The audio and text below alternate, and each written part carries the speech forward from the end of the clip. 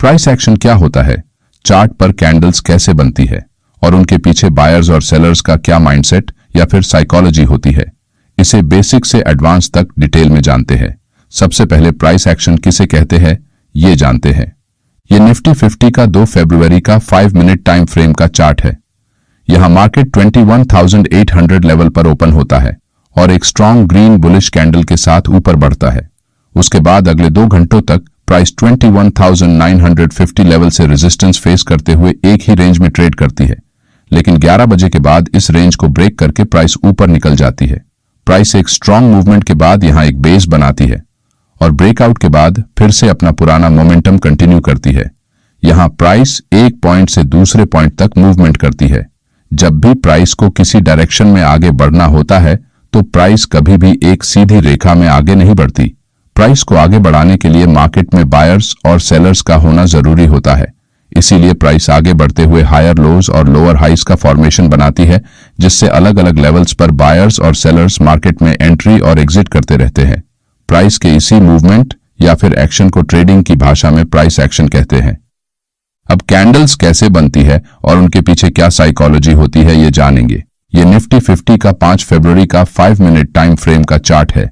यहां market 21,900 level पर open होता है और प्राइस एक्शन बनाते हुए 21,960 इस लेवल से रेजिस्टेंस फेस करता है। अगर आप चार्ट को ध्यानपूर्वक देखेंगे तो यहां प्राइस 21,950 से लेकर 21,960 इस लेवल से बार बार रेजिस्टेंस फेस कर रही है। इसका मतलब जब भी प्राइस इस एरिया में आती है, सेलर फिर से फ्रेश सेलिंग स्टार्ट करते हैं और प्राइस को नीचे पुश करते हैं। आज के डे लोज को अगर हम कनेक्ट करते हुए एक ट्रेंड लाइन ड्रॉ करते हैं तो जब भी प्राइस इस ट्रेंड लाइन को टच करती है वैसे ही बायर्स मार्केट में एंट्री करते हैं और प्राइस को ऊपर ले जाते हैं। यहां सेलर्स के स्टॉप लॉस ऊपर की तरफ इस एरिया में है और ज्यादातर बायर्स के स्टॉप लॉस इस सपोर्ट लेवल के नीचे प्लेस है। इसका मतलब ये 2 लेवल्स अभी मार्केट में साइकोलॉजिकली सबसे इंपॉर्टेंट है, क्योंकि जैसे ही मार्केट इन लेवल्स को तोड़ने की कोशिश करेगा वैसे ही बायर्स या फिर सेलर्स की साइकोलॉजी डिस्टर्ब होगी और वो पैनिक में आकर अपनी पोजीशंस एग्जिट करने लगेंगे। लास्ट टाइम जब बायर्स प्राइस को ऊपर ले जाने की कोशिश करते हैं तो जैसे जैसे प्राइस रेजिस्टेंस लेवल के पास आती है वैसे ही बायर्स की संख्या कम होने से कैंडल्स की साइज छोटी होती जाती है, जिससे प्राइस रिसेंट स्विंग हाई को ब्रेक नहीं कर पाती। इसका मतलब प्राइस को ऊपर ले जाने का ये बायर्स का आखिरी अटेम्प्ट था। लो बाइंग प्रेशर को देखकर सेलर्स प्राइस को फिर से नीचे पुश करते हैं, जिससे एक strong red candle trend line को ब्रेक करते हुए नीचे क्लोज हो जाती है। ट्रेंड लाइन को टूटता हुए देखकर यहां कुछ बायर्स डर जाते हैं और ट्रेड से एग्जिट करने लगते हैं, तो कुछ न्यू ट्रेडर इस सपोर्ट लाइन को देखकर फिर से लोअर लेवल्स पर बाइंग करते हैं, जिससे प्राइस एक बार फिर से ऊपर बढ़ती है। लेकिन सेलिंग प्रेशर ज्यादा होने के कारण प्राइस ज्यादा टाइम तक इस लेवल को होल्ड नहीं कर पाती और सीधे नीचे चली जाती है। यहां इस हैमर टाइप कैंडल पर बिग इंस्टीट्यूशनल सेलर्स मार्केट में आखिरी बार एंट्री करते हैं, जिससे प्राइस बहुत तेजी से बड़ी बड़ी रेड कैंडल्स बनाते हुए नीचे गिर जाती है। यहां इस ब्रेकडाउन के पीछे मार्केट की साइकोलॉजी आपको समझनी होगी। मॉर्निंग में 10 बजे से लेकर इस ब्रेकडाउन पॉइंट तक अगर आप ध्यान से प्राइस मूवमेंट को देखेंगे तो यहां जब भी प्राइस ऊपर की तरफ बढ़ती है तो छोटी ग्रीन कैंडल्स बनती है, लेकिन जब भी प्राइस नीचे आती है तब बड़ी बड़ी रेड कैंडल्स बनाकर नीचे आती है। इसका मतलब मार्केट में सेलर्स बायर्स के मुकाबले एक्टिवली सेलिंग कर रहे हैं और वो प्राइस को रेजिस्टेंस लेवल के नीचे रखने में ज्यादा इंटरेस्टेड है। कोई भी बिग इंस्टीट्यूशनल सेलर्स अपने सेल ऑर्डर्स किसी एक लेवल पर एक ही वक्त नहीं लगा सकते, क्योंकि वो बहुत बड़ी क्वांटिटी में ट्रेड करते हैं। इसलिए उन्हें अपने सेलिंग ऑर्डर्स को एग्जीक्यूट करने के लिए मार्केट में लिक्विडिटी चाहिए होती है। इसी वजह से मार्केट में लिक्विडिटी बनाने के लिए प्राइस को बार बार ऊपर की तरफ पुश किया जाता है, जिससे ज्यादा से ज्यादा रिटेल ट्रेडर रेजिस्टेंस ब्रेकआउट की उम्मीद में बाइंग करते हैं और इन बिग इंस्टीट्यूशनल सेलर्स के सेल ऑर्डर धीरे धीरे एग्जीक्यूट होते हैं। जैसे ही रिटेल ट्रेडर्स का बाइंग इंटरेस्ट कम होता है वैसे ही ये बड़े सेलर्स ऊपर से सेलिंग स्टार्ट करते हैं और प्राइस को गिरा देते हैं।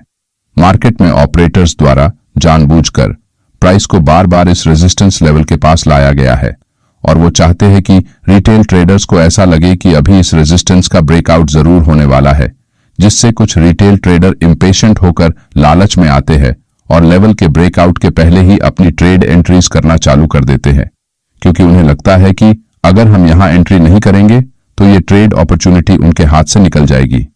जो ट्रेडर इस जोन में एंट्री करते हैं उनके मन में फियर ऑफ मिसिंग आउट, इसका मतलब फोमो की भावना उत्पन्न होती है और वो इस माइंडसेट को कंट्रोल नहीं कर पाते हैं।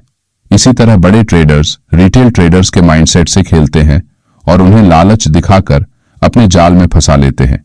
मार्केट में ट्रेडिंग करते समय आपको इन्हीं इंस्टीट्यूशनल ट्रेडर्स की चाल को समझना है, जिसे हम स्मार्ट मनी कॉन्सेप्ट्स कहते हैं, तभी आप प्रॉफिटेबल ट्रेडर बन सकते हैं। इस चार्ट में बने प्राइस एक्शन को देखकर आपको कुछ इंपॉर्टेंट पॉइंट्स हमेशा ध्यान में रखने होंगे।